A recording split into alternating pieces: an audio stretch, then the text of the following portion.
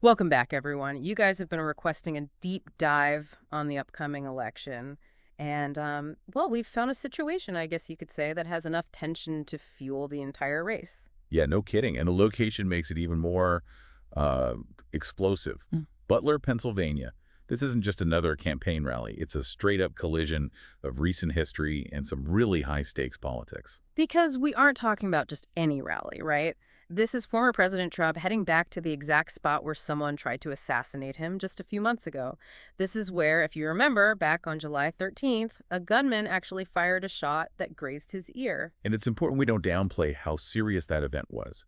One person died, two others were injured, and the whole country was shaken. It wasn't some minor thing. Right. It was a huge security failure and a reminder of how volatile things are right now, politically speaking. It really did seem to throw the whole election into chaos, didn't it? I mean, shortly after the attempt on his life, then President Biden announced he wasn't running again. It makes you wonder if the pressure of it all, knowing what could happen, played a part in that decision. It's definitely something to think about. I mean, we can't say for sure if it was the only reason, but the timing is suspicious. Mm. Regardless of the gunman's motive, it forced everyone to confront the security issues, the instability, what a polarized electorate can lead to. And now here we are, with a situation no one predicted. Vice President Harris is the Democratic nominee going up against Trump, and with the election just weeks away, polls are neck and neck. Both sides are pulling out all the stops. And that's what's so fascinating about this Butler thing. It's like a miniature version of the tension across the country. Hmm. Trump is calling this his unfinished business, a tribute to the victims. But it's a strategic move. He wants to control how this is seen. Oh, absolutely. It's a bold move. To willingly step back into a place where he was almost killed, especially when so much is on the line, that's a calculated risk if I've ever seen one. And it's not just about going back to where something awful happened. It's about going back with the backdrop of a very close election, with millions being poured into campaign ads and a nation that's on edge. The whole atmosphere is tense. It makes you wonder what's happening behind the scenes. What kind of security measures are they taking, not just for Trump, but for the entire city of Butler? And what are the people who live there thinking, having this media circus back again after everything that's happened? Yeah, it's a good question. Maybe we should talk about the security situation next, because after the last time, the Secret Service is under a lot of pressure. This time, they are not taking any chances. Yeah, I can't imagine the kind of pressure the Secret Service is dealing with right now. After that security mess in July, they have to prove they can keep the former president safe in the same place he was almost killed. What are they even doing? It's about as intense as it gets. We're hearing about a unified command center. They've got these advanced counter-drone systems, which you might remember weren't even working properly last time. Plus, way more security on rooftops. There's even talk of them building a ballistic glass barrier around the stage where Trump will be speaking. Wow. So they're basically turning Butler into a fortress. But beyond all the high-tech stuff, what about the people living there? This can't be easy for them, having their town turned upside down, not once but twice in such a short time. Absolutely. We can't forget that while this is a national event, it's playing out in the lives of real people. Local businesses are having to change how they operate. People are facing roadblocks and security checks everywhere they go. Plus, the emotional toll of reliving that day, it's a lot. And what about the Comor family?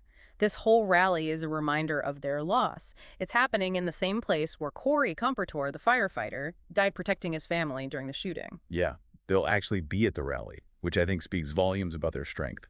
It's a powerful reminder that beyond all the politics and strategies, real lives are affected by this. It adds another layer to an already complex and emotionally heavy situation, that's for sure.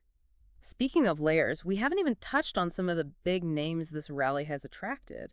It's like it's become this spectacle, pulling in people like Elon Musk and Lee Greenwood. Right. The fact that these high-profile figures are showing up tells you just how significant this event is.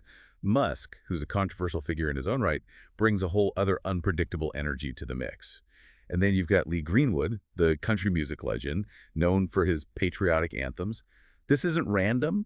They're carefully crafting this rally to appeal to a specific audience, to get a very specific emotional response. It's like they're going for this mix of patriotism, spectacle, and maybe even a little fear. It makes you wonder, what are the consequences of that kind of strategy, especially in a swing state like Pennsylvania, where every single vote matters? It's definitely a gamble. On one hand, this event could energize Trump's base and sway those undecided voters. On the other, it could easily backfire. It might alienate moderate voters and make those who already see Trump as divisive even more worried. And this is where all that micro-targeting comes in, right?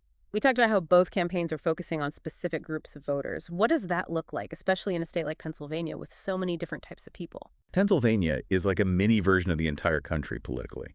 You've got your urban areas, suburbs, rural communities, all with their own issues. Harris is focusing on health care in Wisconsin, trying to get the attention of working families and older voters.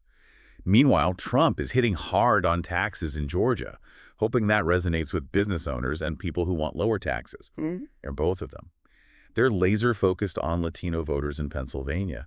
It's a critical demographic in such a tight race. So it's not even about winning the entire state, it's about winning over the right voters within the state. Sounds like a game of chess, every move calculated.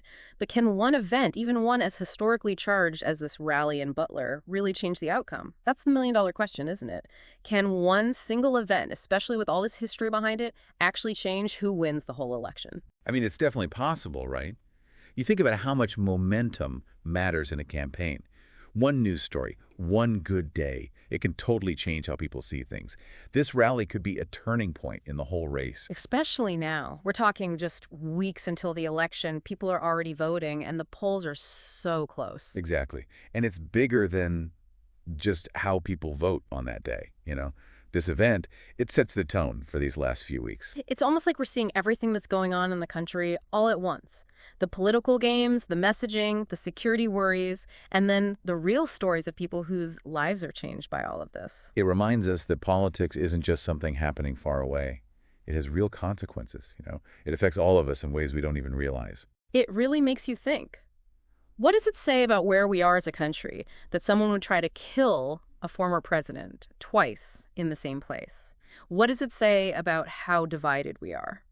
Those are questions everyone needs to ask themselves, no matter what side you're on. This rally, this Butler thing, it's bigger than just Democrats or Republicans.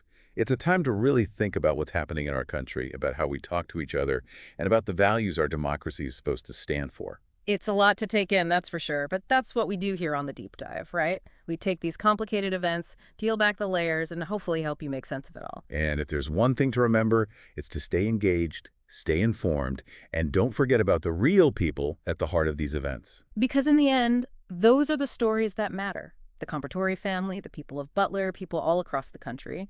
Their stories remind us what's really on the line. This isn't about some election. It's about what kind of country we want, what kind of future we're building. Couldn't have said it better myself.